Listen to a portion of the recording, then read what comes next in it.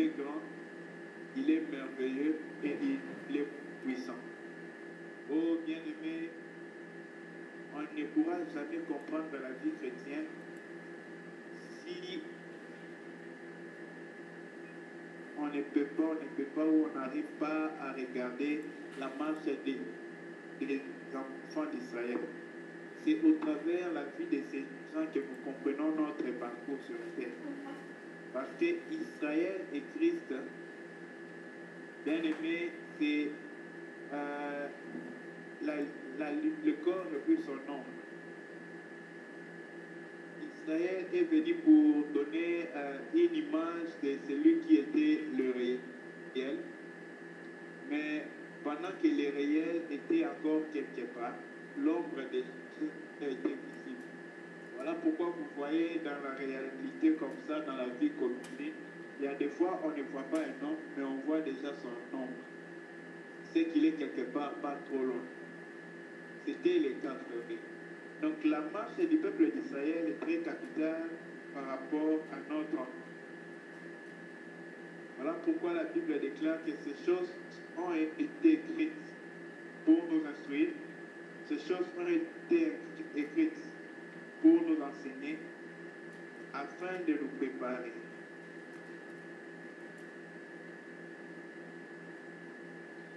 Nous allons ouvrir nos Bibles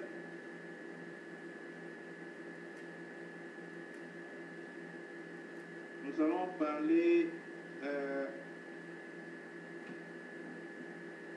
de l'Éternel qui délivre. En effet, bien-aimé dans le Seigneur, notre Dieu est puissant et c'est lui le seul qui est capable de délivrer. C'est lui le seul qui est capable de changer le temps et les circonstances. C'est lui le seul qui est capable, bien aimé, de transformer tout ce qu'on ne peut pas croire que ça peut être transformé. C'est-à-dire, lorsque nos deux yeux voient et disent non, c'est impossible, pour Dieu, cela est trop possible. Pas un peu possible, pas un tâtonnant possible, mais Dieu, cela est très possible pour lui. Ce n'est même pas qu'on va essayer de voir si quand il va le faire, avant qu'il le fasse, nous savons que cela est possible pour lui. Car il ne devient pas Dieu lorsque nous constatons qu'il vient d'agir. L'Éternel est Dieu tel qu'il est Dieu. L'Éternel ne devient pas Dieu. L'Éternel n'augmente pas pour devenir celui qu'on dit il est merveilleux. Il a été celui qu'il est, qu'il sera pour toujours. Donc, dans les temps, il ne va pas augmenter, il ne va pas être bien. Dans les temps, il ne sera pas meilleur qu'hier. Dans les temps, il ne sera pas moins que demain. Bien-aimé, il est merveilleux. Or, nous voulons parler aujourd'hui d'un combat. C'est le combat qu'Israël a pu livrer. Nous allons ouvrir nos Bibles dans 2 Chroniques, le chapitre 20. Commençons à partir du verset 1 au verset 19. Si un bien-aimé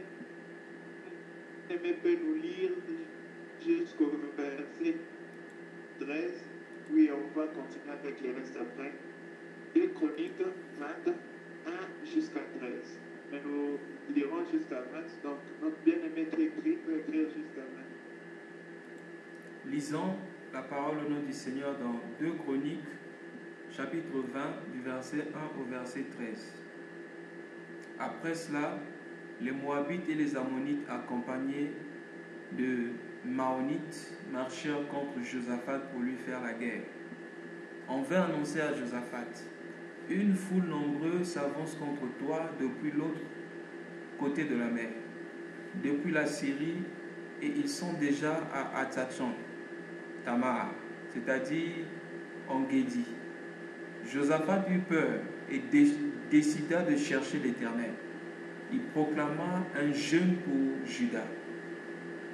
Les Judéens se rassemblèrent pour supplier l'Éternel. C'est même de toutes les villes de Juda que l'on vint pour chercher l'Éternel. Josaphat se tint debout au milieu de l'assemblée de Juda et de Jérusalem, dans la maison de l'Éternel devant le nouveau parvis, et dit: L'Éternel, Dieu de nos pères, Dieu de nos ancêtres, n'est-ce pas toi qui es Dieu dans les cieux? N'est-ce pas toi qui domines sur tous les royaumes des nations? N'est-ce pas toi qui détiens la force et la puissance? Toi à qui personne ne peut résister. Verset 7. N'est-ce pas toi, notre Dieu, qui a déposé les habitants de ce pays devant ton peuple, devant Israël, qu'il a donné pour toujours à la descendance d'Abraham, ton ami? Ils ont habité et ils t'y ont construit un sanctuaire en honneur de ton nom, en disant: si un malheur nous atteint, que ce soit l'épée, le jugement, la peste ou la famine, nous nous présenterons devant ce temple et devant toi, car ton nom réside dans cette maison. Nous crierons à toi du fond de notre détresse, et tu nous écouteras et nous sauveras. Voici maintenant les Ammonites et les Moabites, ainsi que les habitants de la région montagneuse de Séir. Tu n'as pas permis aux Israélites de pénétrer sur leur territoire quand ils venaient d'Égypte. Et en effet, ils ont fait un détour et ne les ont pas détruits. Verset 11. Les voici qui nous récompensent en venant nous chasser de ton héritage, celui que tu nous as donné. Notre Dieu, ne vas-tu pas les juger?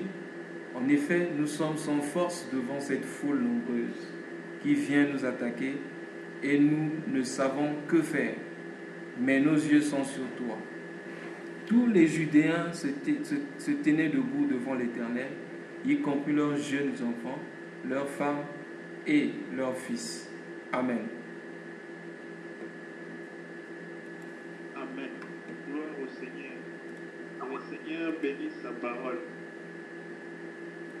Bien-aimés dans le Seigneur, l'Éternel Dieu est vivant. L'Éternel est puissant.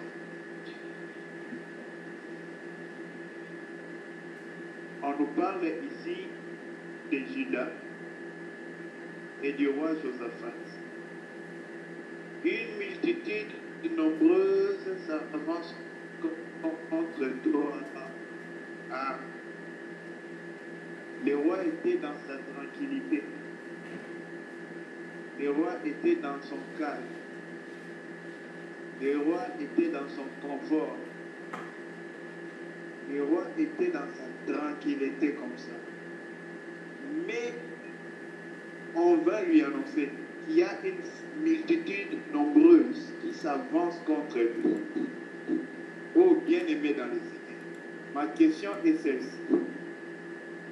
Lorsque cette foule était en train de venir, l'Éternel n'a-t-il pas le moyen d'empêcher à cette foule de venir? L'Éternel n'a-t-il pas moyen de faire que la foule ne vienne pas? N'a-t-il pas moyen de permettre que cette foule ne se lève pas? Pourquoi Dieu laisse cette foule se lever contre Israël et pas n'importe quelle foule? Bien aimé, une foule nombreuse. La Bible est très précise. Une foule nombreuse s'avancer contre. Oh, bien aimé dans le Seigneur, c'est une des premières choses qu'on va noter dans ce qu'on vient de lire. Le Dieu d'Israël, qui a donné tout son cœur à Israël, car il a dit: oh Israël, souviens-toi que je t'ai aimé. Ah, donc Dieu a aimé Israël. Mais Dieu a vu une foule nombreuse venir vers Israël. Dieu n'a pas empêché cette foule d'arriver à Israël. Dieu a disposé cette foule à arriver jusqu'à Israël. Bien-aimés, c'est une des choses que nous devons retenir dans notre vie chrétienne. La tentation, les épreuves, la persécution. Bien-aimés dans le Seigneur, l'Éternel, notre Dieu, ne dit pas qu'il va nous en préserver. Il va nous empêcher d'être tentés. Non, il n'a pas dit ça. L'Éternel ne dit pas qu'il va nous préserver, nous empêcher d'être éprouvés, de passer par les épreuves. Il n'a pas promis ça. Le Seigneur ne nous promet pas qu'il va nous empêcher, bien aimés, de pouvoir passer par des moments difficiles. Non. En effet, le Seigneur nous a promis que nous entrerons dans la vie éternelle avec beaucoup de persécutions. Et bien aimé, ma préoccupation, ce n'est pas la persécution. Ma préoccupation, c'est notre attitude par rapport à ce que Dieu permet que cela nous arrive dans le temps. Cette foule était en train de venir. Mais Dieu n'a pas empêché à cette foule de venir. Cependant, cette foule venait contre le peuple que Dieu aime. Les précieux de Dieu, les élus de Dieu, les importants, ceux qui sont dans le cœur de Dieu. C'est contre eux que cette foule immense et innombrable s'est élevée. Oh bien-aimé dans le Seigneur, ce n'est pas parce qu'on est en Christ et qu'on connaît l'exemple des épreuves. Ce n'est pas parce qu'on a exemple des tentations ou qu'on est exemple bien aimé des persécutions. Par contre, c'est en Christ que nous sommes bien aimés tous les jours regardés comme des brebis destinées à la boucherie. C'est-à-dire, on est prêt à nous abattre tous les jours par le péché, par bien aimé la persécution, par les épreuves, tous les jours. Mais il y a une finalité très efficace dans cette phrase. Elle dit, mais dans toutes ces choses, pas dans la plupart de ces choses, dans toutes ces choses, quand le Seigneur dit toutes, bien aimé, c'est toutes. Dans toutes ces choses, nous sommes plus que vainqueurs. Oh, bien aimé dans le Seigneur, c'est Dieu et notre victoire. C'est Dieu et notre force. C'est Dieu et notre oui, le seul qui nous pouvons mettre notre confiance et faire reposer notre assurance. Car nous ne pouvons pas sans lui, nous ne sommes pas sans lui. En effet, il est écrit ceci. Au verset 3, dans sa frayeur, on voit la présence de la frayeur. Voyons maintenant ce que la frayeur va produire. Josaphat se disposa à chercher l'Éternel. Et il publia un jeûne pour toujours. Bien-aimé dans le Seigneur, et pourquoi nous nous posons la question, cette difficulté qu'il y a devant moi, cette épreuve qu'il y a devant moi, cette montagne qui se tient devant moi, ceci qu'il y a devant moi, bien-aimé dans le Seigneur, la dimension de celui contre qui un boxeur fait face, c'est la dimension de son entraînement. Il y a certains entraînements qui prennent 5 mois pour un combat d'un jour. 5 mois de préparation. Vous allez comprendre pourquoi une maison qui a une fondation très profonde, bien aimé, cette maison-là monte très haut. En réalité, frère bien-aimé dans le Seigneur, Dieu peut mettre un vrai géant devant toi afin de te disposer dans la prière. Parce qu'il veut que tu sois un homme de prière. Parce qu'il veut que tu cours à l'Éternel. Vous allez vous rendre compte qu'il y a certaines personnes qui, dans leur vie chrétienne, ils ne prient pas avec insistance, mais ils reçoivent rapidement les choses. Il y a d'autres personnes qui prient avec beaucoup d'insistance pour recevoir une chose comme même chose que l'autre a.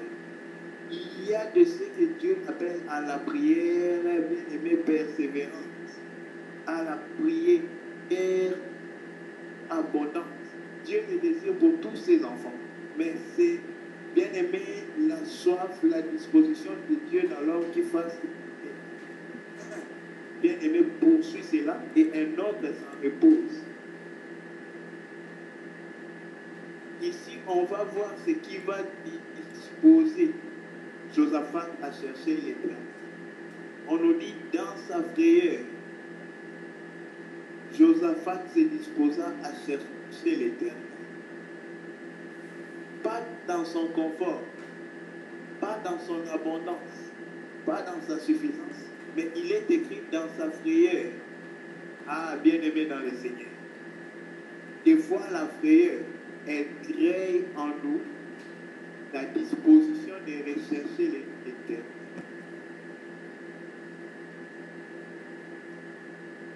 Tu sais, quand tu vois quelque chose auquel tu vas faire face, tu cours pour chercher aussi une solution qui peut te mettre à l'abri de Satan. C'est comme l'exemple qu'on a donné un jour que notre bien-aimé Zach Pounen aime donner. Il dit un enfant se sent en insécurité tant qu'elle est dans la main d'un inconnu. Mais dès que l'enfant trouve qu'il y a possibilité de toucher un homme fort, auquel l'enfant fait confiance, l'enfant bien-aimé ne prend pas le temps d'hésiter, mais tout ce que l'enfant fait, c'est de courir vers la personne en qui l'enfant a premièrement confiance. Il croit en la bonne volonté que son parent, sa mère ou son père a pour lui. Ensuite, l'enfant bien-aimé croit que son papa là peut tout. Ainsi que quand on était petit, mon frère cadet a demandé un jour à papa, toi tu es fort, mais est-ce que tu peux taper Hulk?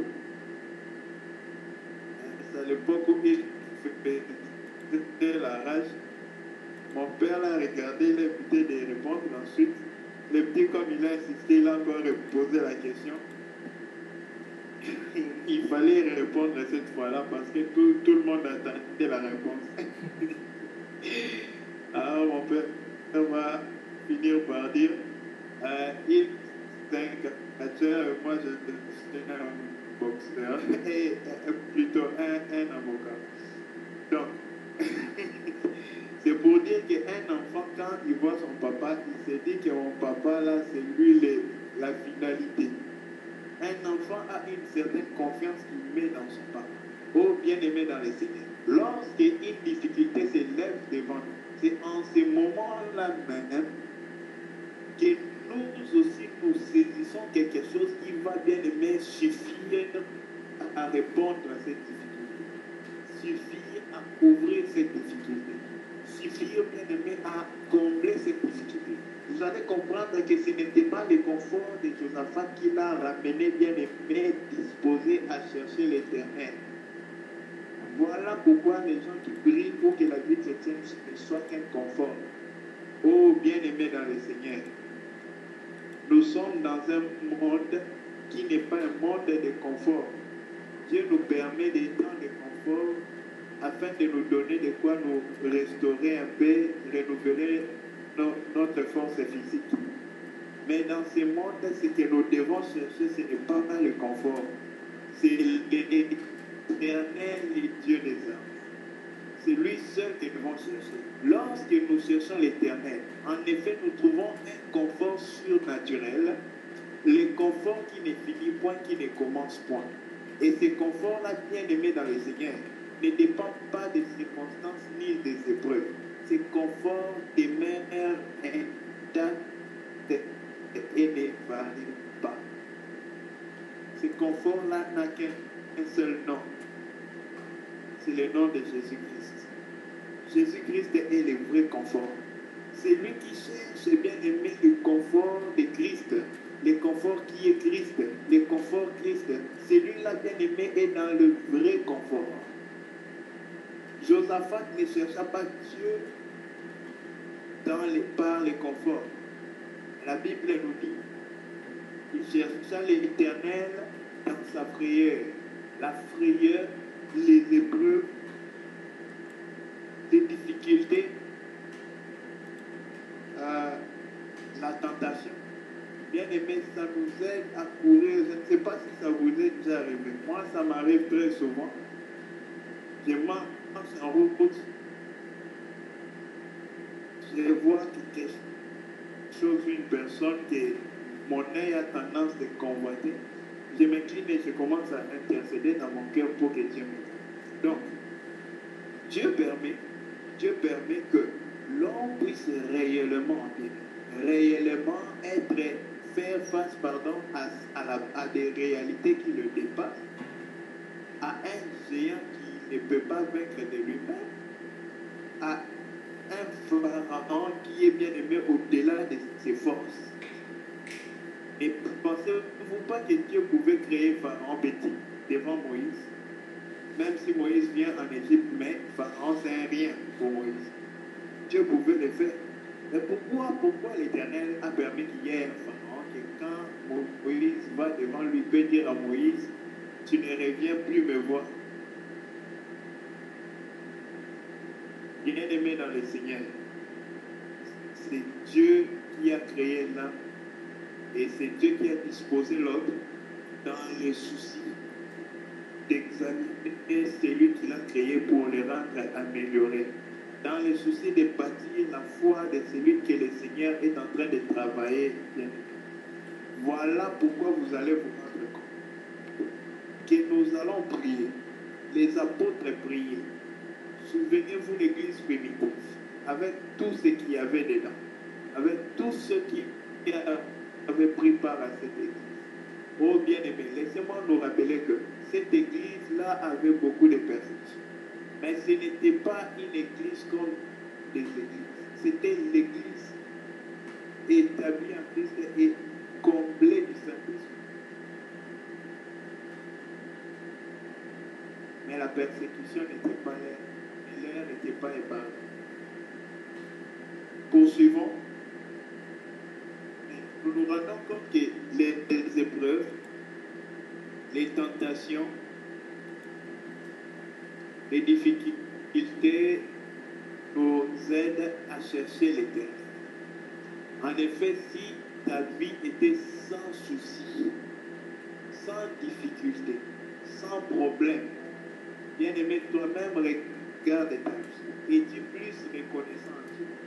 Donc tu plus devant la face de Dieu. Quand tout va bien ou quand tu as des difficultés.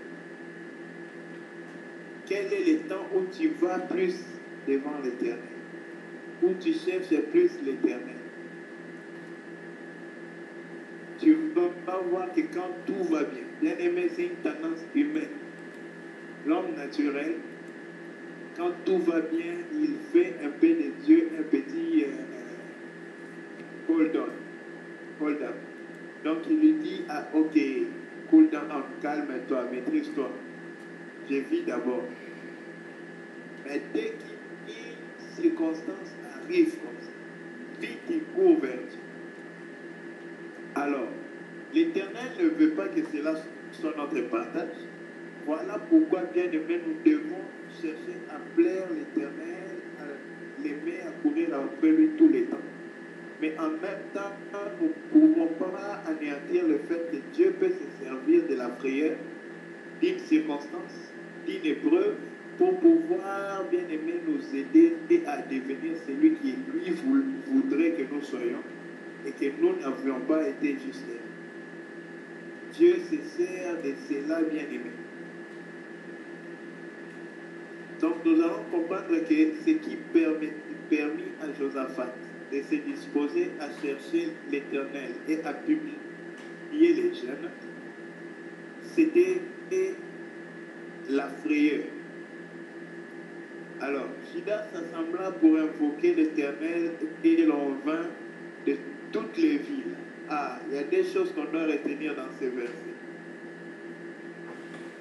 Tout Judas s'assembla. C'est ici que l'importance de la prière d'ensemble vient. Tout Judas pouvait prier individuellement dans les temples. tout Juda pouvait prier individuellement dans leur maison. Mais bien aimé dans le Seigneur, tout Juda ici va prier en se rassemblant. Car l'huile sur la tête d'Aaron, elle ne coule pas là où il n'y a pas deux ou trois. Il faut qu'il y ait un rassemblement. C'est là, bien aimé, que les fers aiguisent les fers et l'huile coule sur cette robe. Or, bien aimé, nous sommes dans la robe de Christ, plus précisément au niveau de sa poitrine. Je ne sais pas si toi tu es où. Moi, je crois, j'ai les témoins. Je suis là-bas sur sa poitrine et c'est là-bas qu'il me présente à Dieu dans son amour. Bien-aimés dans le Seigneur, nous devons avoir cette assurance-là, voyant que l'Éternel est notre suffisance. L'Éternel est notre force et l'Éternel est celui qui combat pour nos frères. Dans la suite, il va dire ceci. Et il dit, l'Éternel, Éternel, Dieu de nos pères, n'es-tu pas Dieu dans les cieux et n'est-ce pas toi sur tout le royaume des nations? N'est-ce pas toi qui domines? Oh bien-aimé dans le Seigneur, il y a des fois nous nous posons des questions. Tu vois une circonstance, tu vois une réalité, tu vois une difficulté. Tu réalises que Dieu peut mettre fin à ça en un instant. C'est-à-dire Dieu, c'est un petit jeu pour Dieu de régler cela. Mais l'Éternel permet que cela prenne du temps. L'Éternel permet que cela, bien aimé, devienne de fois plus sombre. L'Éternel permet que cela, bien aimé, change de forme. Oh, en effet, l'Éternel sait ce qu'il fait. Nous ne pouvons pas comprendre. Des fois, je ne sais pas si ça vous arrive. Moi, des fois, ça m'arrive de ne pas comprendre. Qu'est-ce que vraiment l'Éternel est en train de faire? Mais dans mon qu'est-ce qui est là, mon expression bien aimée des faits que je ne comprends pas ce qui se passe. Je trouve qu'une seule réponse en Dieu. C'est que le Seigneur connaît tout. Le Seigneur voit tout. Et l'Éternel est au contrôle de tout. Ah, quand nous avons cela par ajout, frère, c'est là maintenant, c'est là que vient la paix. Car l'Éternel, dans toutes les circonstances devant lesquelles on fait face, l'Éternel a tout cela au contrôle. L'Éternel a vu cela avant que cela n'arrive. L'Éternel n'agit pas quand nous nous prions. Il a agi dans son plan merveilleux depuis l'éternité. Mais nous prions pour exprimer notre foi. C'est parce que nous croyons, voilà pourquoi nous prions. Donc, bien aimés dans le Seigneur, nous devons nous rassurer d'une chose. Je m'excuse. Nous devons seulement nous rassurer d'une chose. Que nos yeux restent fixés sur Christ. Que nos yeux, bien aimés, il y a des moments où nous sommes même tentés, où nous arrivons même à nous plaindre. Oh Seigneur, où es-tu? Oh Seigneur, c'est bien aimé dans le Seigneur. Le Seigneur nous aime. La preuve, c'est qu'on a le souffle de vie. Et notre humilité devait consister en une chose. Nous ne méritons rien dans ce monde. Tout ce que nous avons dans ce monde, c'est un corps nu que Dieu nous a donné lors de notre naissance. Bien aimé, c'est tout ce que nous avons. Voilà pourquoi, frère, tant que nous avons le souffle, nous devons continuer à bénir les Seigneur. Tant que nous avons le souffle, nous devons continuer à lui rendre grâce, à lui dire, Seigneur, nous sommes en vie, sois loué, sois glorifié. Parce que, bien aimé, nous ne sommes pas parce que nous pouvons, c'est parce qu'il a pitié, il a donné la vie. Il va dire, ils l'ont habillé et ils y ont bâti un sanctuaire. Ils l'ont habité, pardon. Verset 8. Israël a habité la terre que Dieu leur a donnée en possession. Ensuite, ils ont bâti un sanctuaire. Il y a deux choses qu'on se rend compte là. Habiter et bâtir. Habiter, ensuite bâtir. Habiter et puis bâtir. En effet, frère, tu ne peux pas avoir un trésor dans les cieux si ton nom n'est pas inscrit dans les registres du ciel. Il faut d'abord habiter, ensuite, bien aimé, construire. Il faut habiter, ensuite bâtir. Oh bien aimé. Voilà pourquoi quiconque pendant ces temps, dans ce monde, est en train de bâtir, sans avoir habité. Ah bien aimé. Il fait une œuvre vaine. Il faut habiter, ensuite bâtir. Lorsque nos noms sont inscrits dans les livres des vies de Dieu, c'est alors là-bas, c'est au-dedans de cela que nous avons le droit maintenant de bâtir. Oh bien-aimé dans le Seigneur. Le Seigneur Jésus parlant des serviteurs, il a parlé de Marthe et de Marie. Il a parlé, bien-aimé, de celui qui se préoccupe du cœur de Dieu et de l'autre qui se préoccupe de donner à Dieu. Bien-aimé dans le Seigneur, même notre donner à Dieu ne doit pas dépasser notre bien-aimé soif de Dieu en nous. Dieu n'est pas naturellement un preneur, il est d'abord un donneur. Nous devons avoir soif de recevoir celui qu'il est. Ah, lorsque nous l'obtenons lui, c'est là maintenant que nous voyons clair devant. Donc nous comprenons que dans le royaume des cieux, pour pouvoir bâtir ce royaume, il faut habiter ce royaume. Donc lorsque nous habitons dans ce royaume, ici, pendant notre vie sur la terre ici, nous allons marcher conformément aux lois du royaume. Conformément, bien aimé, aux critères du royaume. Conformément aux décisions du royaume. Et lorsque nous sommes nés, inscrits dans le royaume, à l'immédiat, bien aimé, nous devons commencer à bâtir les sanctuaires. Poursuivons. Les jugements, la peste ou la famine, nous nous présenterons devant cette maison et devant toi. Car ton nom est dans cette maison. Nous crierons à toi du sein de notre détresse, et tu exauceras et tu sauveras. Voilà. Donc, nous nous rendons compte qu'il y avait quelque chose en Israël. Israël n'était pas comme tout le peuple, mais eux, ils avaient bien aimé une maison. Ah, béni soit Dieu pour notre frère Gauthier. Bien aimé, il faut avoir une maison. En effet, si tu n'as pas une maison, tu n'es pas seulement un SDF, mais si tu n'as pas la maison, en effet, bien aimé, tes prières ne peuvent pas être exaucées. C'est parce que dans la maison, toutes les prières sont exaucées. Toutes les prières de la maison sont exaucées.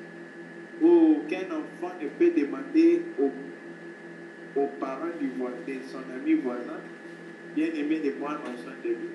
Mais dès qu'un enfant crie à son père, le père exauce bien aimé son besoin, parce que l'enfant est de la maison. Alors, il nous convient d'être de la maison et dans la maison. On peut être de la maison, mais pendant être en train d'être prêt de manger la nourriture des pauvres. Mais celui qui est dans la maison, il ne mange pas la nourriture des pauvres, parce qu'il est bien aimé devant la face de celui qui est au-dessus de lui. Lorsque seulement celui qui est dans la maison, bien aimé, demeure dans la maison, c'est alors que lui, il peut éviter, bien aimé, tout ce qui peut arriver. Tout ce qui peut être, bien aimé, demain, le lendemain ou un autre jour, ou un problème. C'est là que le Seigneur va maintenant disposer le cœur de celui-ci. Voilà pourquoi, bien aimé, il faut être dans la maison, car la maison, c'est la sécurité. La maison, c'est la paix. La maison, c'est Christ. Donc, nous devons adresser, ramener au maximum que possible notre attitude à celui de Christ en chacune des choses, afin que nous soyons en sécurité. Alors, il va dire, car ton nom est dans cette maison. Nous crierons à toi du sein de notre détresse, et tu nous exauceras et tu sauveras. Voilà. Ici, on nous parle maintenant du Christ. Il dit, nous crierons à toi du sein de notre détresse, et tu exauceras et tu sauveras. Ô bien-aimé dans le Seigneur, et tu crieras et tu sauveras. Et tu exauceras, pardon, et tu sauveras. C'est là et dans la maison. Hors de la maison, il n'y a rien. Hors de la maison, il n'y a pas du tout ça. Si nous voulons être exaucés et sauvés, c'est dans la maison encore. Poursuivons. Il dit, maintenant, voici les fils d'Ammon, Moab et ceux de la montagne des Seirs, chez lesquels tu n'as pas permis à Israël d'entrer quand il venait du pays d'Égypte, car il s'est détourné d'eux. Et voici qui nous récompense en venant nous chasser de son héritage, de ton héritage, dont tu nous as mis en possession. Ah, bien-aimé dans le Seigneur,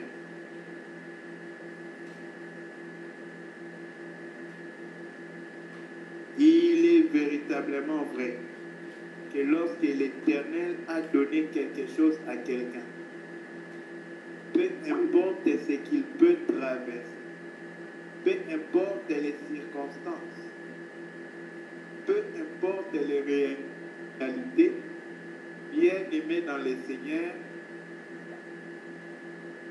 il est impossible que cela change le destin de Dieu dans sa vie. Il est impossible que cela détourne ce que Dieu a établi pour sa vie. Tu peux passer par des moments difficiles, mais si Dieu t'a déjà dit quelque chose, bien aimé, ce sont ces moments-là qui vont passer. Mais toi, tu ne vas pas passer. Ces circonstances-là vont passer, mais toi, tu ne passeras pas. Jusqu'à ce que la bouche de Dieu a sémé en toi puisse porter son fruit. Oh bien-aimé dans le Seigneur, voilà pourquoi un chrétien est un enfant de Dieu. Il doit toujours demeurer bien-aimé auprès de Dieu. Parce que c'est là-bas que la verge d'Aaron pouvait fleurir. Bien-aimé, ce n'est pas en dehors du temps. La verge d'Aaron doit fleurir dans la présence de l'Éternel. C'est là-bas qu'il faut fleurir. Pas à côté, pas à un autre endroit. C'est dans la présence de Dieu. C'est le seul lieu où on se renouvelle.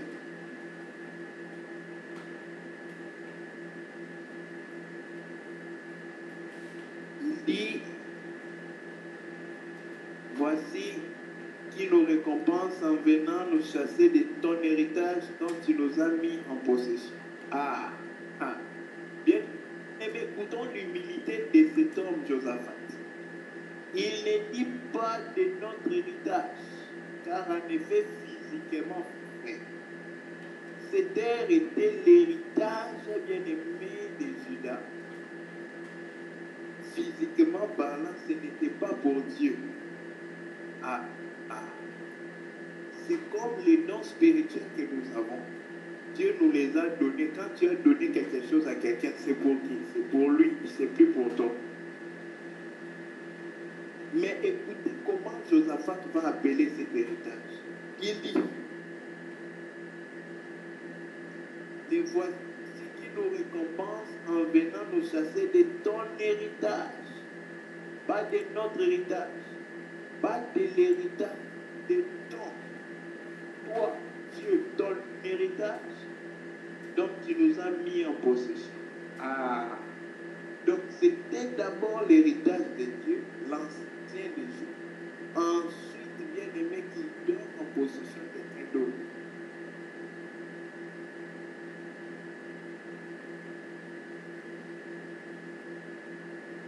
Notre verset de la fin, ce sont nos deux versets importants.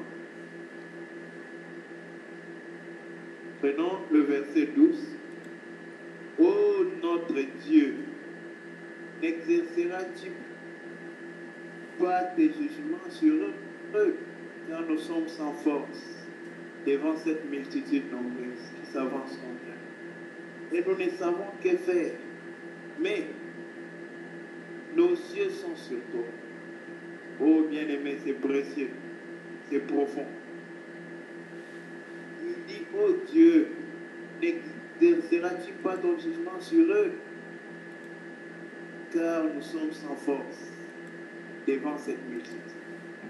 Oh bien-aimé, j'aime trop cette phrase. C'est une phrase qui fait mes journées dans beaucoup de choses. Il y a ça, il y a Exode 14, le verset 13. Ce sont des versets qui m'édifient très souvent.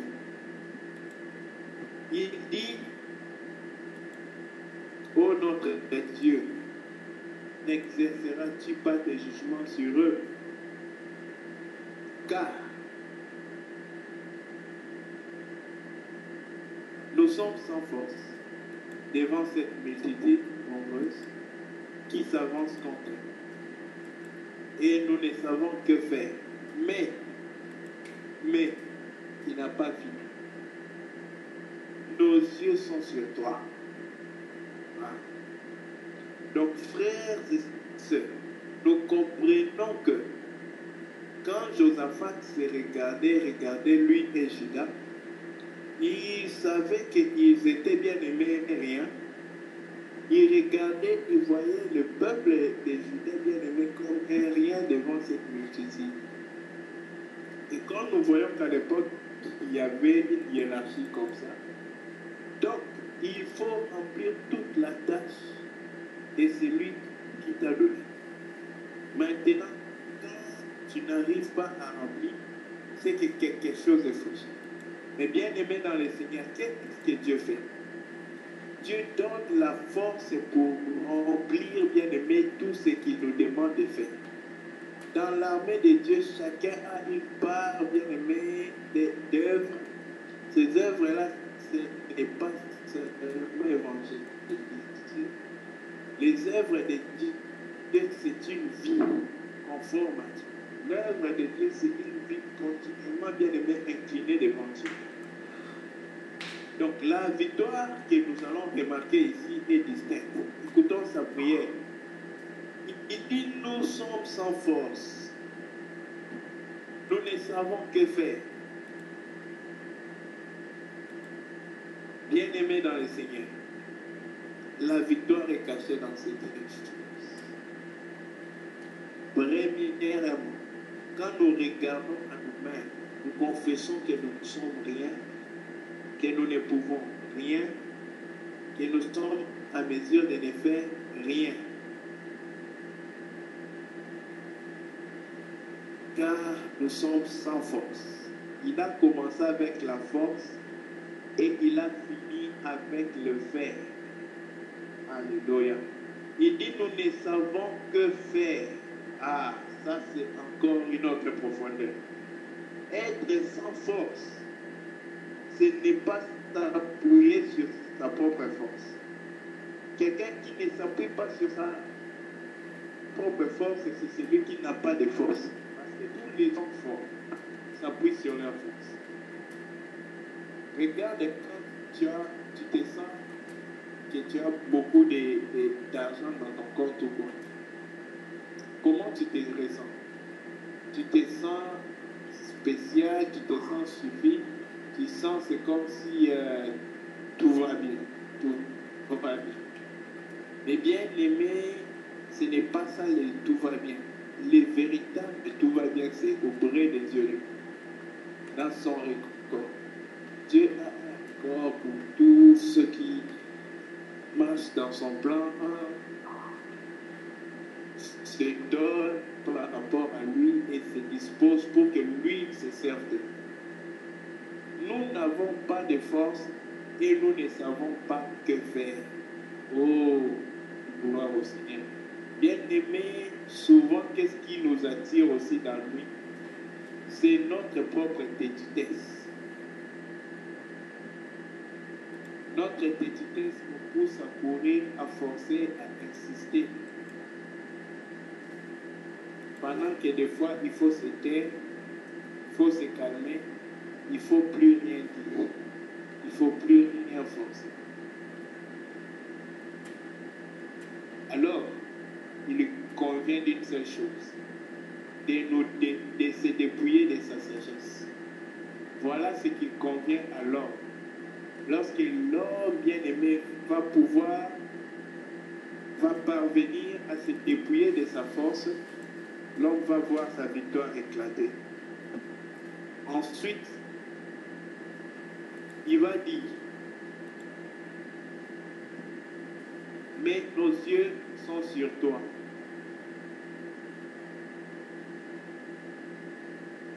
Au verset 13, on précise que tout Israël, avec leurs enfants, ils étaient là, se tenant devant l'Éternel.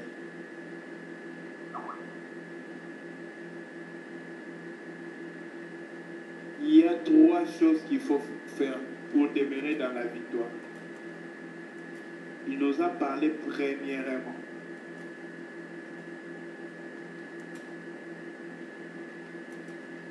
de ne pas avoir sa force, c'est-à-dire ne pas mettre confiance dans sa force. Deuxièmement, ne pas se confier en son intelligence, à sa sagesse. Troisièmement, lever les yeux et rester le regard fixé sur Jésus-Christ. Voici le secret de la délivrance. Voici le secret de la victoire. Voici le secret bien-aimé d'une vie de triomphe continu. C'est-à-dire tu peux vivre pendant longtemps, loin, mais rien ne peut te changer parce que tu es réellement fort. C'est ce que Dieu veut dans la vie d'un chacun. Ce que Dieu veut faire dans la vie d'un chacun. Bien-aimé, ne plus nous appuyer sur notre force. C'est ce que nous voyons que nous pouvons faire. Notre capacité. Ne pas nous appuyer sur notre sagesse. Ce que nous savons bien faire. Oh bien-aimé. Si quelqu'un, même dans l'œuvre de Dieu, si tu veux être une bénédiction, le seul secret, bien-aimé, c'est de tomber et de mourir. C'est de diminuer et de laisser Christ croître. Parce que lorsqu'on se pense sage, on se croit quelque chose. On s'appuie sur nous-mêmes. Oh, c'est là que nous expérimentons que nous-mêmes, nous sommes l'échec. C'est quelque chose que le Seigneur m'a enseigné pratiquement durant ces 2 derniers jours. Bien-aimé, c'est à l'Éternel qu'il faut laisser les combats. C'est à l'Éternel qu'il faut laisser combattre. C'est à lui qu'il faut engendrer peut-être. C'est aussi à lui de lui seul. Pardon, ils vivent la grande victoire. Donc, il faut que nous puissions, pour vivre la grande victoire, premièrement, ne pas mettre confiance dans notre capacité. Deuxièmement, ne pas se confier dans nos voies, dans notre sagesse. Et ensuite, compter sur Jésus et prier. Car c'est à l'Éternel de combattre. Mais il faut d'abord, avant de compter sur Jésus et prier, il faut arrêter de compter sur nous-mêmes. Car on n'y pas, Jésus n'est pas commutatif. Donc, faut d'abord arrêter de mettre confiance en nous-mêmes, arrêter de mettre confiance dans notre sagesse. Ensuite, compter sur Jésus et prier. C'est avec ça qu'on va finir. Sinon, prenons ces derniers versets, si vous le permettez, le verset 20.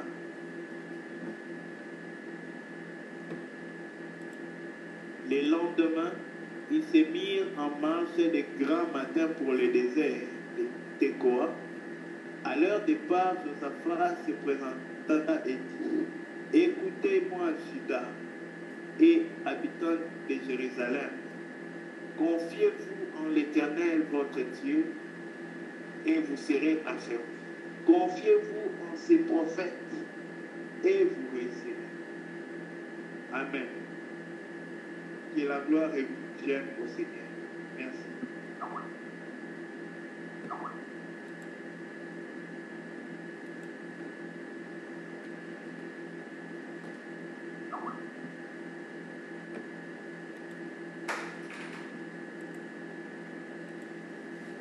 Amen. Oui, que la gloire revienne au Seigneur qui nous a encore parlé ce soir.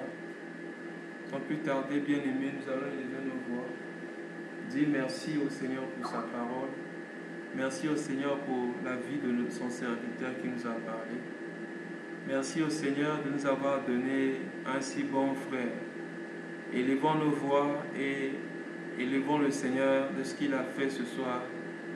Pour ce qu'il a fait ce soir, prions. Ô Père, nous te sommes infiniment reconnus. Je disais que le Seigneur nous a parlé de trois choses. Pour vaincre dans le combat, nous ne devons pas être forts.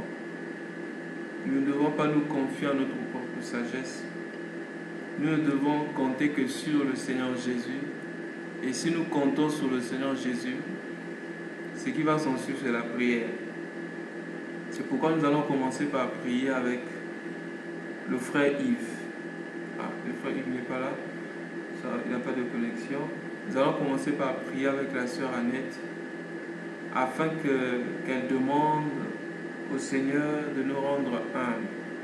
Quelle que soit notre position, qu'on sache que nous sommes faibles sans lui et que nous ne soyons jamais forts à nos yeux. Nous prions avec la sœur Annette. Béni sois-tu, Père, toi qui nous as encore assemblés ici en ce jour. Père éternel, toi qui fais grâce aux hommes et qui résistes aux orgueilleux. Nous venons au-devant de toi, Papa, avec un corps entier, afin que toi, Père éternel, tu prennes miséricorde, afin que toi, par ta forte puissance, par ta divine puissance, Père éternel, tu nous remplisses de ta sagesse. Nous te crions, Seigneur, de nous accorder de demeurer humble, de ne pas regarder à notre propre force, car nous n'en avons pas, mais de chaque jour chercher ta face, chaque jour chercher ta connaissance, chaque jour aspirer, ô Père, à ta connaissance et à ta sagesse. Nous te supplions, ô Père éternel, alors que nous allons entrer, Père éternel, dans les profondeurs de ta connaissance, c'est alors que nous allons demeurer humbles, Seigneur. Car Père éternel, ta parole renferme tout ce dont nous avons besoin pour demeurer humbles, pour ne point juger, pour ne point compter sur nous-mêmes, mais pour chaque jour compter sur toi, pour nous appuyer sur toi. Nous te disons merci parce que tu nous accordes cette force en ce jour. Nous te disons merci pour l'humilité, Père, que tu revers en chacun de nous en ce soir. Merci, ô Père, pour ce que cette humilité demeure et reste en nous tout au long de notre vie et dans tous les domaines de notre vie. Merci Seigneur pour tes bienfaits. Merci pour ton unité dans nos vies.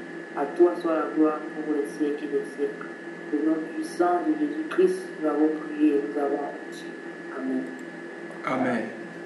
Oui, bien-aimés dans le Seigneur, ce soir nous avons appris que les difficultés nous aident à chercher l'Éternel. Dieu se sert des difficultés, de ces circonstances, bien-aimés, pour nous attirer à lui. Oh, nous allons élever nos voix pour demander, puisque nous avons appris que nous devons compter sur le Seigneur et prier. Nous allons élever nos voix pour demander au Seigneur de nous donner de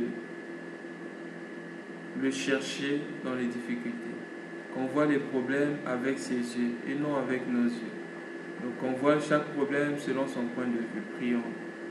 Père, ce soir tu nous as parlé. Ce n'est pas en vain, Seigneur, que tu nous as parlé. Quelquefois, nous sommes tellement distraits que tu es obligé, Seigneur, de permettre certaines circonstances pour attirer notre attention. Père, nous venons auprès de toi. Nous te prions de nous aider, Père, à regarder à toi, Père, dans les difficultés. À ne pas, Seigneur, nous confier en nous-mêmes, mais à regarder, Seigneur, ta main dans toutes choses. Au nom de Jésus-Christ. Merci, Seigneur.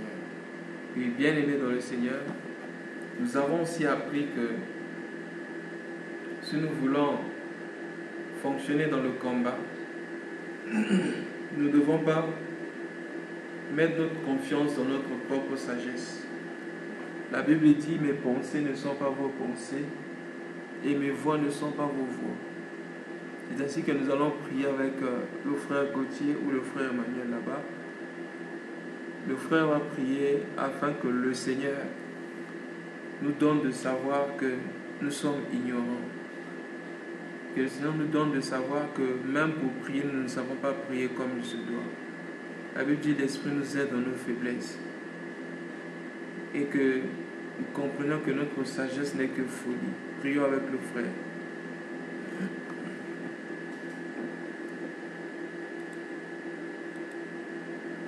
S'il y a des ajouts bien-aimés, n'hésitez pas de nous bénir ce soir. Merci. Ou une sœur qui a une question. Merci parce que toi tu es l'auteur de tout. Aucune puissance, aucune chose ne peut déjouer ou détourner ce que toi tu fais. Voilà pourquoi nous te disons merci Père pour ce soir. Garde-nous fidèles à toi, donne-nous la force de persévérer. Relève ceux qui sont fatigués, Père. Éloigne de nous, Seigneur, tout esprit de sommeil. Éloigne de nous, Seigneur, tout découragement. Éloigne de nous, Seigneur, tout ce qui n'est pas de toi. Mais remplis-nous de ta joie et de ta paix éternelle, qui ne dépendent pas des circonstances ni des temps. Mais cette paix, Seigneur, et cette joie qui vient du ciel, au nom de Jésus-Christ. Merci pour tout ce que tu vas faire demain. Nous te recommandons cette nuit ainsi que la journée de demain. Conduis-nous sur tes chemins, sur ton chemin et montre-nous, Seigneur, ta volonté en tout ce que nous devons faire. Au nom de Jésus, nous avons ainsi prié. Amen.